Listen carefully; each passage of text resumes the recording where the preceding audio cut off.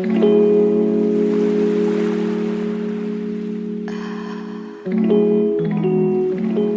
teman-teman, kembali lagi nih bersama kita dari kelompok Iklim Dingin. Nah, di video kali ini kita bakal membahas tentang Kingdom. Tapi sebelum kita lanjut ke pembahasannya, kita perkenalan diri dulu ya. Dimulai dari aku, Fani. Aku Bet. Aku Dolls. Aku Kevin. Aku Rebecca. Oke, karena kita udah perkenalan diri, yuk langsung aja ke pembahasannya. Nah, jadi pada tahun 1969, Robert Harding Whittaker memperkenalkan klasifikasi 5 kingdom dengan mempertimbangkan tingkat makhluk hidup, sel, dan jenis nutrisinya. Nah, sistem klasifikasi inilah yang sekarang banyak digunakan, teman-teman. Oke, karena kita udah tahu asal-usul dari kingdom, berarti sekarang kita juga harus tahu dong definisi dari kingdom. Nah, jadi kingdom itu berasal dari bahasa Inggris yang berarti kerajaan. Definisi dari kingdom sendiri merupakan tingkatan yang digunakan untuk memberikan peringkat taksonomi pada hewan dan tumbuhan. Oh iya, teman-teman, kalian juga harus tahu nih 5 tingkatan di dalam kingdom. Apa aja sih?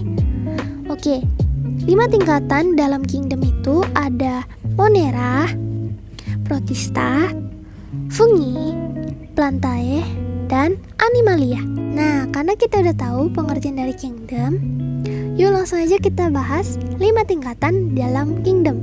Penjelasannya bakal langsung dibahas oleh kelompok aku.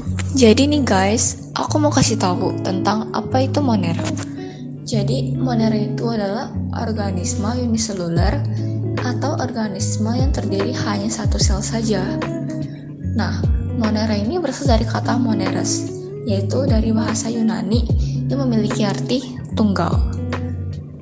Nah, struktur makhluk hidup ini sangat sederhana loh, yang terdiri hanya dari satu sel hidup saja.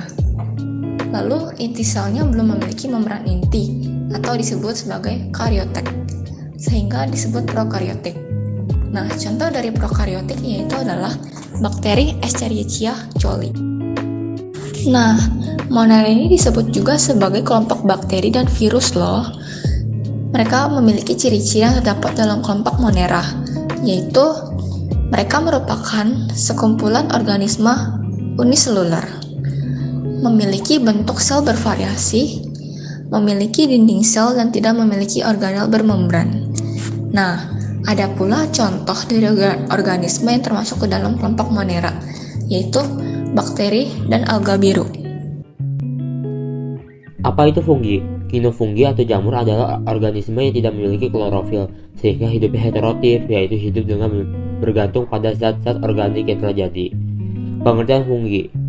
Fungi atau jamur adalah spora atau bukan parasit, dan parasit contohnya beberapa fungi memiliki satu sel, namun ada juga yang memiliki banyak sel. Contoh fungi yang pertama, Aschamchota, disebut juga dengan jamur kantung karena strukturnya yang seperti kantung. Dan yang kedua, Basidium chota. Basidium chota adalah kelompok jamur dengan sel basidia yang terdiri dari hifa dikaryotik di dalam sel basidia yang beronggoa.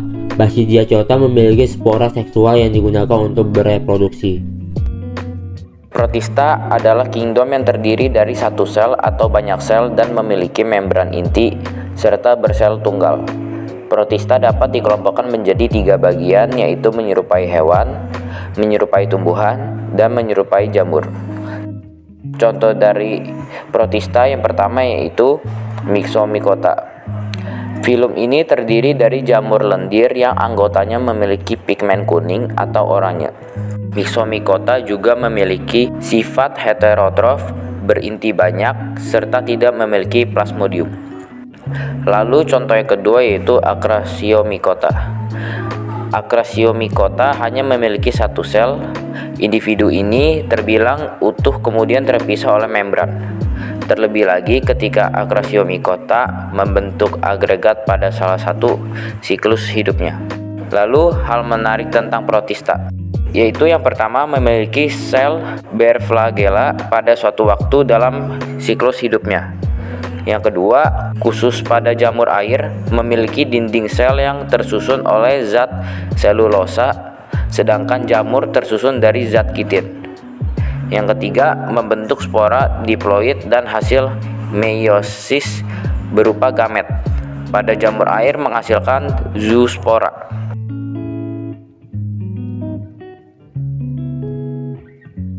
Dalam biologi, tumbuhan adalah organisme eukariota multiseluler yang tergolong ke dalam kerajaan Plantae.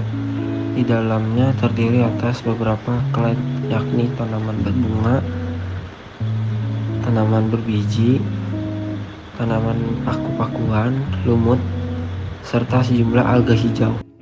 Berikut 2 contoh spesies dari Kingdom Plantae. Yang pertama, tumbuhan lumut. Tumbuhan lumut merupakan sekumpulan tumbuhan kecil yang termasuk dalam Bryophytina untuk memisahkan lumut hati dan lumut tanduk keluar. Yang kedua, tumbuhan paku. Paku-pakuan atau pakis-pakisan adalah sekelompok tumbuhan dengan sistem pembuluh sejati. Dan yang terakhir adalah Kingdom Animalia.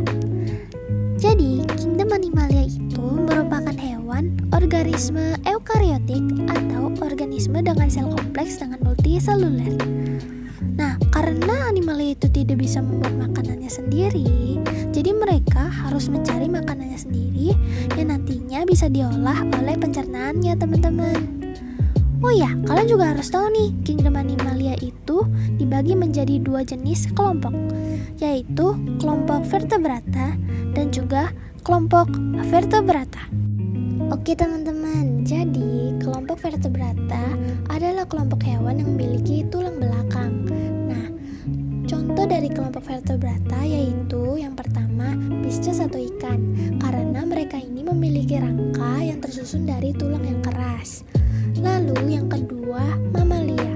Hewan mamalia adalah sejenis hewan yang menyusui, jadi mereka ini bisa menghasilkan susu untuk anak-anaknya. Contoh dari hewan mamalia seperti anjing dan lumba-lumba.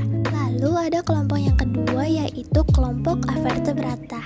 Jadi kelompok avertebrata adalah kelompok hewan yang tidak memiliki tulang belakang. Nah, contoh dari kelompok avertebrata yaitu yang pertama, porifera. Jadi porifera ini adalah hewan yang memiliki pori-pori pada seluruh bagian tubuhnya. Contoh dari porifera yaitu sponge. Lalu yang kedua ada moluska. Moluska ini adalah sejenis hewan yang bertubuh lunak dan hidup di laut, air tawar, ataupun di darat. Contoh dari moluska seperti siput dan kerang. Lalu kita akan masuk ke dalam fakta menarik dari 2 jenis animalia yang tadi aku bahas. Nah, yang pertama itu ada lumba-lumba. Ternyata hewan mamalia ini memiliki lapisan lemak yang tebal loh teman-teman. Keren banget gak sih mereka? Ternyata fungsi dari lemak tebal itu bisa membantu lumba-lumba untuk melindungi tubuhnya dari perubahan cuaca yang ekstrim. Jadi lumba-lumba ini pada negara yang beriklim dingin ataupun ketika musim dingin, mereka ini tidak akan mati kedinginan karena lapisan lemak yang melindungi mereka. Dan yang kedua, ada fakta menarik dari sponge. Jadi, sponge itu tidak memiliki organ dalam loh teman-teman. Dan juga ternyata mereka ini memiliki kemampuan untuk beregenerasi. Oke, jadi segitu dulu pembahasan kita di video kali ini. Hebat-hebat banget gak sih mereka? Ternyata ngebahas tentang kingdom itu juga gak kalah menarik ya teman-teman. So, gimana menurut kalian? Semoga pembahasan kita di video kali ini bisa menambah ilmu pengetahuan kalian ya. Terima kasih sudah menonton. Namo Sang Hyang Adi Budaya, Namo Buddhaya.